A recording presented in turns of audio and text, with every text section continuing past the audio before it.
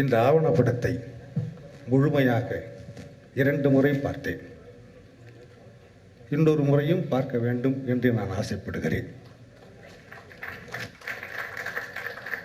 எழுத்துருவில் பட்டுக்கோட்டையாருக்கு மிகப்பெரிய இடத்தை தமிழகத்தில் ஏற்படுத்திய ஜீவபாரதி இங்கே இருக்கிறார்.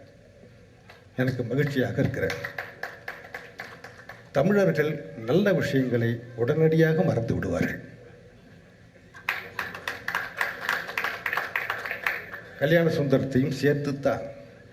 ஆனால் அவர்களை மறக்க விடாதபடி கடந்த 20-25 ஆண்டுகளாக பாலகிருஷ்ணனும் ஜீவபாரதியும் இன்னும் பலரும் முயற்சி செய்து ஒரு நினைவை உருவாக்கியிருக்கிறார்கள் தமிழகத்தில். அதற்காக அவர்களுக்கு நாம் முதலில் நன்றி சொல்ல வேண்டும். அடுத்தபடியாக அடுத்த பரிணாமத்தை அல்லது அடுத்த பரிமாணத்தை பட்டுக்கோட்டையார் இப்பொழுது பெற்றிருக்கிறார். இந்த ஆவணப்படத்தின் மூலம் என்ன பயன் என்று கேட்டால், இனிமேல் அவரை குறித்து பட்டுக்கோட்டையாரை பற்றி யாரும் பொய் சொல்ல முடியாது. எல்லா உண்மைகளையும் அவர் சொல்லியிருக்கிறார் சாரும். இந்த ஆவணப்படத்தின் மிக முக்கியமான விஷயமாக நான் கருதுவது என்னவென்றால், பொதுவாக ஆவணப்படங்கள் நான் அநேகமாக மிக முக்கியமான உலக ஆவணப்படங்களை அனைத்தையும் பார்த்திருக்கிறேன். ஒரு விஷயம், அவருடைய பிறப்பு முதற்கொண்டு பட்டுக்கோட்டையார் இங்கே பிறந்தார், இங்கே படித்தார், இங்கே எழுதினார் என்பதுதான் பொதுவாக ஆவணப்படங்களின் வளர்ச்சி போக்கு. ஆனால் சாரோன் அதை மாற்றி போட்டிருக்கிறார்.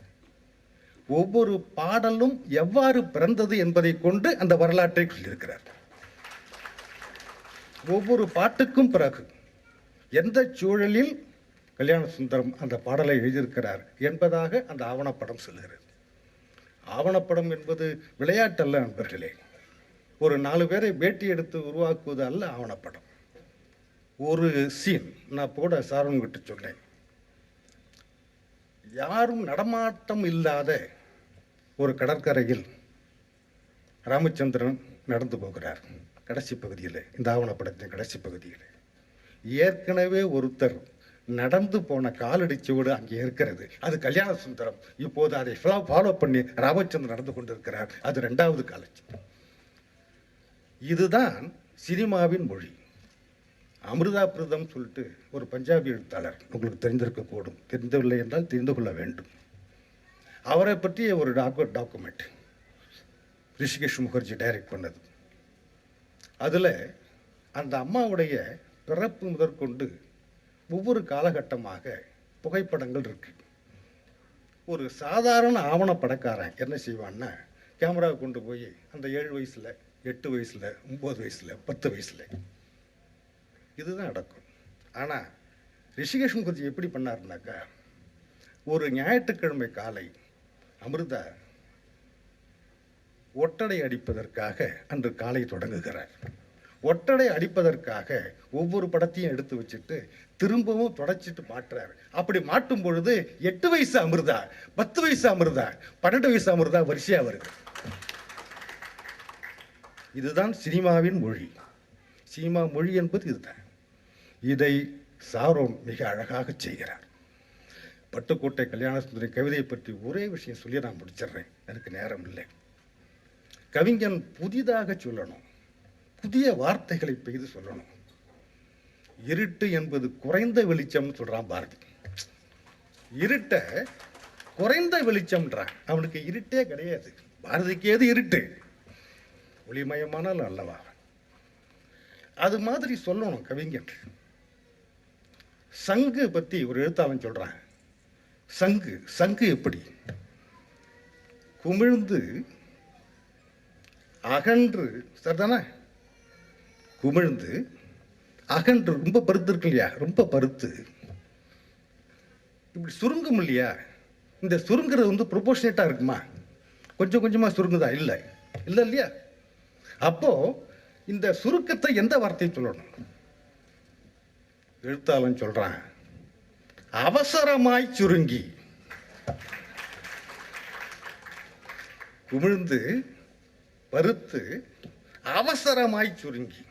இதுதான் படைப்பு எழுத்து, படைப்பு மொழி என்பது இதுதான். பட்டுக்கோள கன்னியாசுந்தரம் சொல்றேன், தஞ்சாவூர் ஆத்துல ஆறு அந்த காலம், அந்த காலத்துல ஆறு ஓடிச்சு. காவிரி என்று ஒரு ஆடு இருந்தது, அடுத்த தலைமுறைக்கு தெரியாது.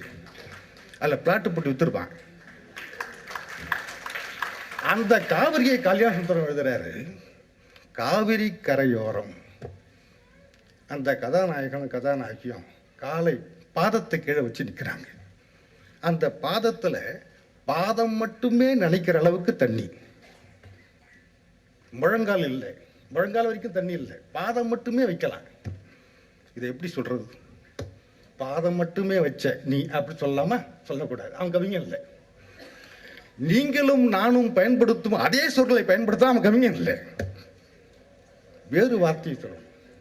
அவன் சொல்றான், கட்டுக்கொள்ளி கன்னியாசுந்தரம் சொல்றாரு, காவிரி கரை ஓரத்திலே பாதம் பதுங்கும் ஈரத்திலே.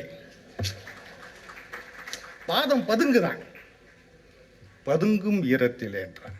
இது மாதிரி 100 சொல்லலாம் கல்யாணசுந்தரம். அவர் நினைவு வாழ்க.